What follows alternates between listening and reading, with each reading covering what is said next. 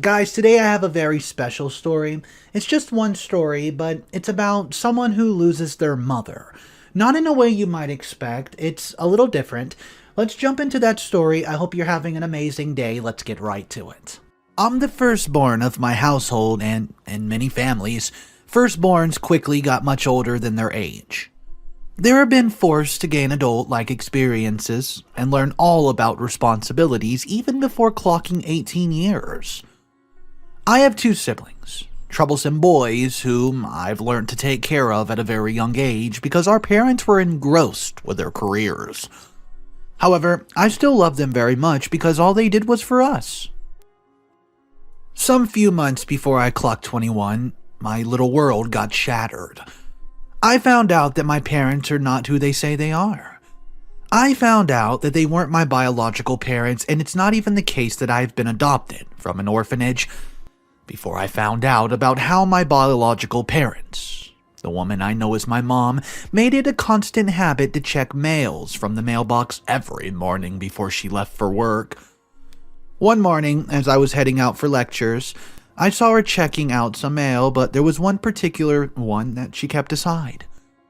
The reaction of her face showed she wasn't interested in reading it. I didn't really deduce anything much from it.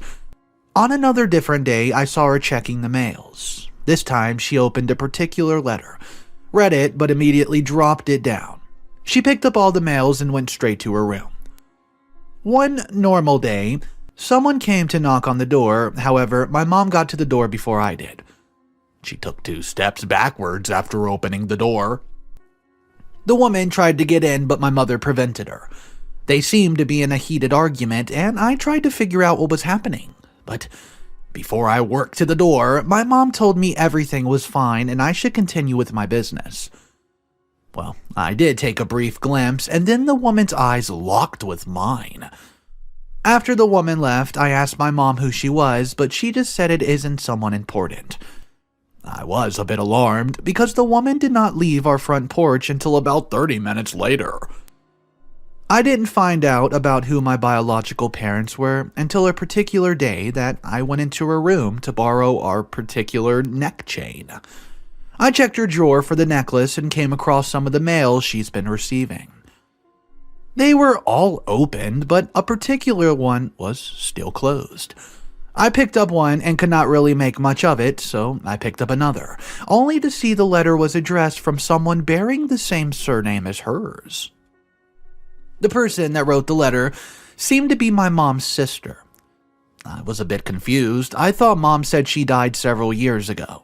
I didn't understand. However, that wasn't the only thing that shocked me. In the letter, the woman who was supposedly dead was asking my mom when she could go see her little girl. "It's been ages, Ruth. I want to see her. Why won't you let her know that I exist?" was the statement in the letter's second paragraph. I didn't understand. What little girl? Out of curiosity, I opened the second letter only to read about how she has been restricted from seeing her daughter, Jackie. "Does Jackie even know that I'm still alive?" was the particular sentence that caught my eye in the letter. I was really confused. However, within some minutes, it became much clearer to me. What if that woman my mother did not allow in was actually someone important? So, I held the letter with me till my mom came back that evening. I confronted her about it after several yellings. There was no point to lie again. The letter already revealed a lot. My mom told me that that letter was actually true. My biological mother is her younger sister, who got pregnant when she was only 17 years of age. My father is an unidentified man who she only knew for about a week at the time. After she got pregnant, she wasn't able to reach him again. He probably didn't even know he has a child somewhere. Your sister, the one you said died from a mental illness years ago, that's my mom, right? That was the question posed at the woman standing in front of me. My biological mom's sister talked about how my mom wasn't actually dead. Few weeks after my birth, she got diagnosed with severe depression.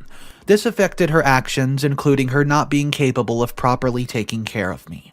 She was just 17 at the time. but was taken to a facility just so she could get better. My mom never got better for several years, and well, my auntie decided to take me in when I was just 2 years old. My aunt was childless but married at the time to whom I know as Dad. After marriage, she had problems with getting pregnant. My grandparents thought taking me in would give my aunt some sense of responsibility. However, she had 2 boys some few years after she adopted me. My biological mother left the facility about that time, that I was 8, but coming back to me became difficult. My grandparents would not tell her about my whereabouts.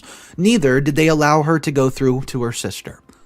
My mom fought with her grandparents over the issue, left home to stay with some couple of friends that also left the facility around the time, and no one hardly heard from her. The way my aunt described it, my mom wasn't fully recovered yet.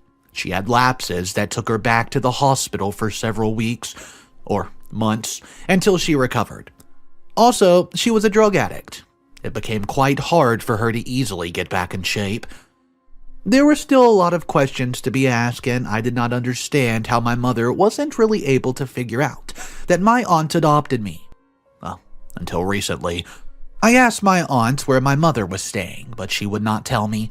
In fact, she said that I should not be too quick in making a decision to her because she wasn't fully mentally alright.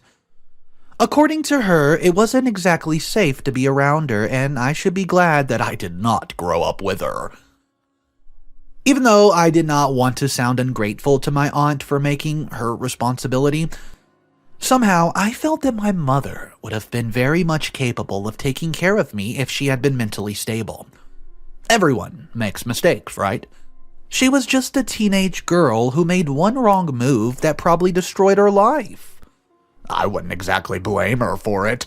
Somehow she got estranged from everybody in life, until, unable to live a fulfilling life, I wasn't going to make things worse for her by not acknowledging her existence anymore or hating her. Well, she did try to reach out to me in her own way. I told my aunt that I wanted to see my bio mother, but she was against it. She said it was better off if I stayed out of her lane. However, I was able to trace her apartment through the mail sent to my aunt, and the next morning, I packed a small bag in a bid to head out. My dad, aka my uncle, did not exactly say much. I could say we're more alike than my aunt.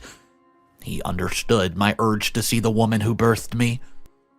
Unlike my aunt, who felt it was some sort of competition, as though it would affect the love and care that I had for her, we fought that morning. She told me how I could not just make decisions like that. She talked about how my mom wasn't completely out of the facility, and me building a relationship with her right now might affect her mental health. She told me to not make such decisions like that, and in due time, we would make arrangements to see her. I accepted and laid low about it for several weeks. However, 2 months went by and I heard nothing. My mom continued sending letters, and one day, without informing anyone, I sent a letter to her requesting that she came over to my grandparents' place, so we could see. Although I yearned to meet my bio mother and talk to her, I understood the situation to a large extent. I wasn't the one that she had to build a relationship with. She has estranged from her family. Last several years with them at least, and it was my intention to let everyone reconcile back to her. I wasn't doing this only for myself. In fact, I didn't blame her for anything. I told my aunt of how I had scheduled a family meeting at my grandparents' house. She was really furious that I did not inform her about it before I took matters into my own hands. It's been over 2 months and she's promised that something would be done, yet nothing has been done. It was as though she was trying to avoid it, probably trying to hide something from me. My aunt would not leave me on my own to let me travel down to grandparents' house and see my mother, so she went with me. I met my grandparents, who looked as if they've been crying the whole night, especially my grandmother. It's like they were all on edge, filled with anxiety, and then, well, the doorbell rang after about 20 minutes after I arrived there. My mother entered the living room and her eyes immediately met mine. She ran towards me in a bid to embrace, but my aunt was quick to step in. I wouldn't let that stop me. I was quite shocked at my aunt's actions. We eventually moved her aside and I was able to embrace my bio mother. That should have been the end of a happy story, but things don't end here. After several moments of embracing, I finally sat down on the couch with my mother. She would not take her eyes off me, not for a second. It's like no one else in the living room existed to her. She wasn't there for any of them, she was there for me. However, that wasn't exactly my aim. I wanted my mom to settle her differences with everyone else in the room. She wasn't that 17-year-old girl who got pregnant anymore. If only they could see past that. Well, it seemed like everyone else was afraid to embrace her, but after a while, my granddad broke the silence, asking if she's still taking her medicine regularly. She nodded, saying yes, and went back to staring at me. I asked if she stayed alone, and she replied that she stayed with 2 female friends in a small condo. It immediately occurred to me that I should know her place. Quote, "I think I'm going to be staying some few days at my mother's," was the statement made by me that snapped everyone out of their silence. My aunt immediately went against it, talking about how it wasn't safe for me. She then told us to excuse everyone and talk in private just for a moment. "This crazy Jackie," was the first statement we made after we went to the kitchen. I told her about how I planned to go over for just a few days and see how she's faring. I suggested if she would rather let her come stay at our side for a while, but she would not agree. She talked about how the kids, my younger siblings, might feel uncomfortable around her.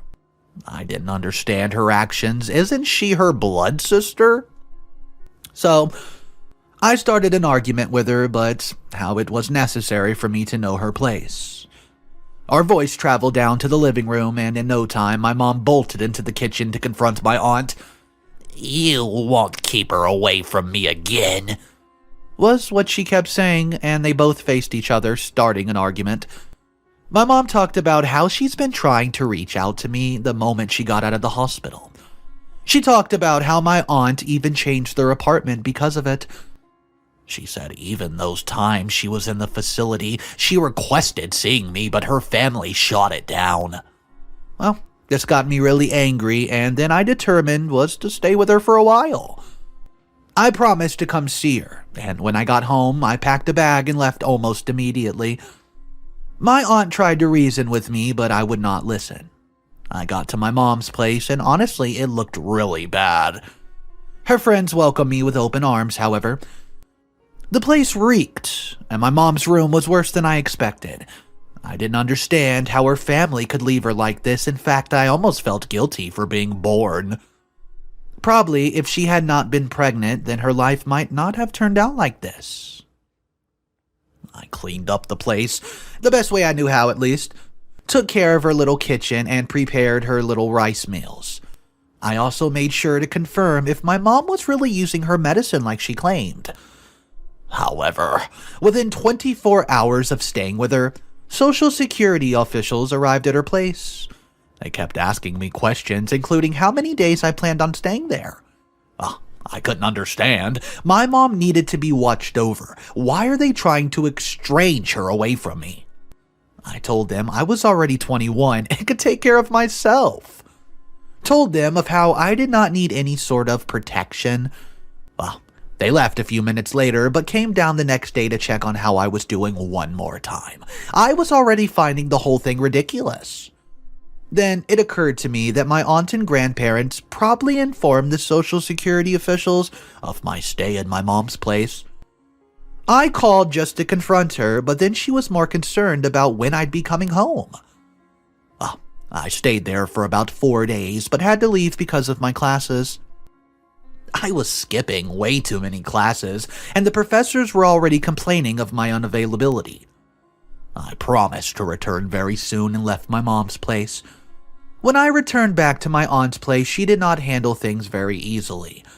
She told me about how she warned my mom against that guy. She told me about how within the first 2 days of them hooking up, he had already enticed her with drugs. My mom, well, she was that rebellious teenager that you hear about, but when her 1-week lover left, and she found out about being pregnant, it ruined her. My aunt told me of how she tried flushing me out, but it posed a danger to her life, so she could not. She had no choice but to give birth to me. It was the day I returned back home that I realized why my aunt was preventing me from bonding with her sister. Quote, "Your mom, well, she tried to kill you." After I confronted her about calling Social Security, she talked about how, as a baby, my mom would put me aside, right on the porch, or even the backyard, sometimes all alone, until my grandparents would come for me. She talked about how my mom almost drowned me in a bathtub as a baby, but my grandmother was able to save me just in time. It was after that day they found out something was wrong with my mother and took her to the psychiatric ward for a treatment. It was why they wouldn't let her see me, thinking she would harm me again. I did not understand their actions. However, I also forgave my mom because I knew she was depressed. There was no room for anger in my heart for this, and that's final. The few days I spent with her, she did not make any attempts to harm me, although my aunt wasn't still comfortable with me seeing her again. I wasn't going to let her be on her own. Not anymore. I spent the next 2 weeks trying to convince my grandparents and aunt to let mom stay with the family. After several urgings, they finally agreed to let mom stay with her parents. However, before that, she was taken to the hospital to see if she was at least mentally fit to stay with other individuals. If the doctors had deemed it fit, and to not release her from the facility, then staying with her family should not be a problem. She was brought back home to her parents, and then this made me almost spend every night at my grandparents' house with her. My college, luckily, was close by to my grandparents' house, which made things easier for me. I didn't forget about my aunt. I shuffled between my grandparents' house and my aunt's house. After all, she's still like a mother to me. I hold no grudges against her. She did the best that could be done. I did vow to get my own apartment after college, then bring my mom in with me. I was going to make it my priority to make sure that she got her life back. Probably learn a skill, start a business, and then find love. Man, her life needs to be restored. Well, guys, I think the most important part of this story is when Jackie, the OP of the story, refused to give up on her mother. She was like fighting with her family, saying, "I'm going to get myself an apartment and get my mother moved into a proper home." Everyone else around her told her not to do it, to give up on her bio mother. It's not her real mother. She hasn't been there in years, but she would not take no for an answer. Guys, let me know what you would have done if you were in that unique situation. Drop your comments down below. Thank you so much for tuning in. Don't forget to subscribe if you want to, because there's going to be future updates and all sorts of videos that release daily. Have an amazing day, and I will catch you in the next one.